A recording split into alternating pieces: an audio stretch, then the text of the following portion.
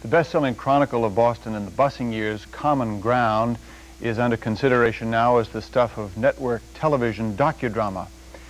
Before that gets to the air, a very different insider's account of that scarring transition in Boston is on its way to the bookstores this fall. It is a teacher's perspective on busing at South Boston High School, the main battlefield for the longest time. The book is titled Southie Won't Go. It's written by Ione Malloy, who taught English at South Boston High School from 1970 to 1977. Marcus Jones met with the author today. That the children were, in a sense, sacrifices for social ideas. Ione Malloy talked with us today about her new book, outside, on the grounds of the school where armed police once patrolled and where students and teachers alike once walked in constant fear for their safety. I was afraid so often that when I was told to cut the book, one of the words I was told to cut was afraid and fear. There was too much of it in it. Malloy now teaches at the Boston Latin School, a far cry from the traumatized classrooms she left behind at South Boston High School. My room was on the end over there, and I was afraid. One day, a teacher and a trooper came by, and they asked if we had seen Jane, and they had an umbrella under their arm, and they seemed quite worried. And we hadn't seen her, and they disappeared, and that was the end. And after some situations, students were too afraid even to get up and move from their seats.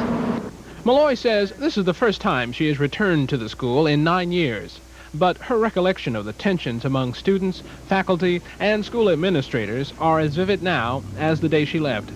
For example, she recalls a heated staff meeting called in response to the December 1974 stabbing of a white student, Michael Faith. At one point, one of the teachers, a black teacher, got up and said that Michael Faith got what he deserved. And then a white aide from South Boston said, if he got what he deserved, I'll see that you get what you deserved. And then some other black teacher jumped up and defended the black teacher, and another black teacher said, I don't think that any student deserves a stabbing, black or white.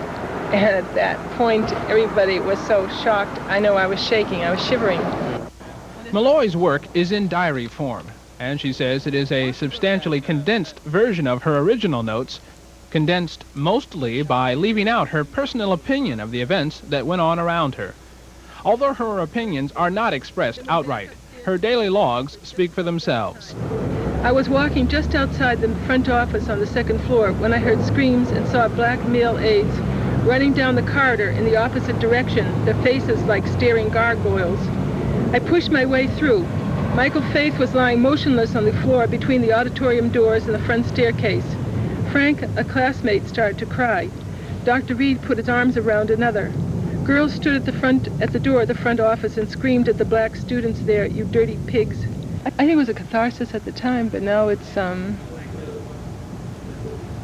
feel injustice was done, and I'd like to see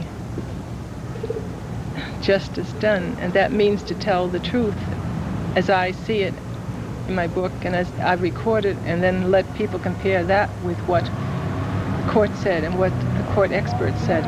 For the 10 o'clock news, I'm Marcus Jones.